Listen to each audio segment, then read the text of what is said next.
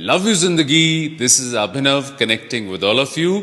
जिंदगी को सलाम, आप सभी को प्रणाम।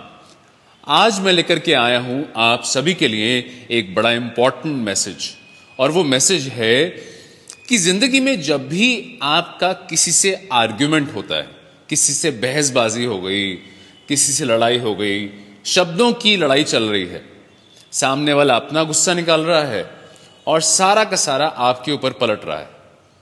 कहीं ना कहीं आप कुछ समय तक बर्दाश्त करते हो सकता है जब आप बर्दाश्त का लेवल खत्म हो जाता है, आप अपना गुस्सा बाहर निकाल देते हो। एक सिंपल सी बात मुझे पता है बस, और यही कहूंगा कि कहते हैं कि लड़ते लड़ते लोग खत्म हो जाते हैं लेकिन जंग खत्म नहीं होती है। उसी तरीके से अगर दो लोग इमोशनली आपस में कनेक्टेड हैं और अपने शब्दों से एक दूसरे से लड़ रहे हैं, अपनी नेगेटिव ऊर्जाओं को बाहर निकाल रहे हैं, फ्रस्ट्रेट हो रहे हैं, तो वो लड़ाई कभी खत्म नहीं होने वाली, वो चलती रहेगी। एक बुरी बात सामने वाले को कहेगा, सामने वाला दूसरी बात रिटर्न में देगा, तो ये लड़ाई कभी खत्म नहीं होने वाली। एक मजबूत इंसान ही इस लड़ाई को रोक सकता है, और वो क्या करेगा? वो मजबूत इंसान चुप रहेगा। कई बार चुप रहने का मतलब ये हो जाता है कि सामने वाला समझता है ये तो मजबूत है ही नहीं, ये तो कमजोर है, ये तो कुछ कर ही नहीं सकता है, इसके ऊपर जितना गुस्सा निकालना है, जिसको दबाना है दबाते चलो इसको। लेकिन एक मजबूत इंसान ही इस जंग को रोक सकता है। क्यों? देखो, आपके पास जो एनर्जी है बड़ी लिमिटेड है। अब या तो इस एनर्जी को खर्च कर दो सामने वाले को जस्टिफाई करने में, अपना गुस्सा निकालने में, या फिर इस एनर्जी को यूज करो अपने आप को प्रोटेक्ट करने में, अपनी शांति को मेंटेन करने में, गुस्से को ना आने देने, और अपनी पॉजिटिव एनर्जी से सामने वाले को भी शांत करें। आपकी जो ऊर्जा है वो बना भी सकती है और बिगाड़ भी सकती है। बिगाड़ कैसे सकती है? अगर गुस्से से बाहर निकलोगे तो लड़ाई और बढ़ जाएगी। शांति से कंट्रोल्ड वे में रहोगे तो ये गुस्सा, ये लड़ाई खत्म हो जाएगी। यही सीखने वाली और समझने वाली बात है। लेकिन इस लेवल तक पहुंचना बड़ा मुश्किल काम है, हर कोई नहीं कर पाता, लेकिन वही कर सकता है जिसने कोशिश तो करी अपने आप को कंट्रोल करने की, अपनी शांति बनाने की।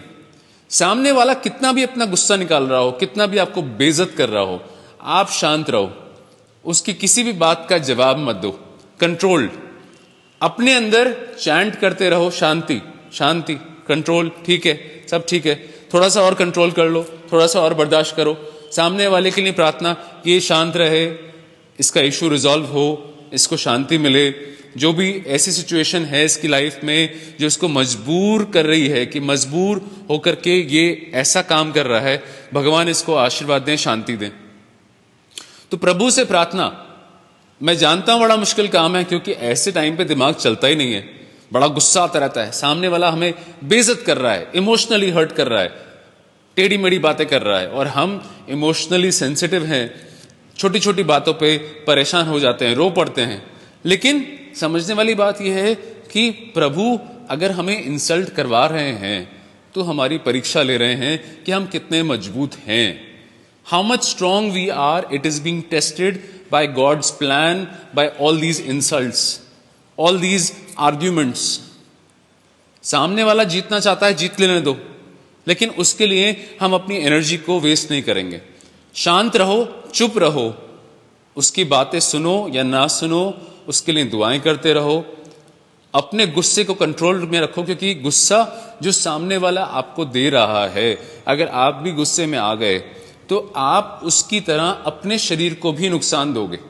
वो तो गुस्से में आकर के अपने बुरे भले शब्दों से आपको हर्ट कर ही रहा है, लेकिन ये बुरे भले शब्द उसने अपने दिमाग में सोचे, उसे गुस्सा आया, वही गर्मी उसके शरीर को भी गई जो उसको हर्ट करती है।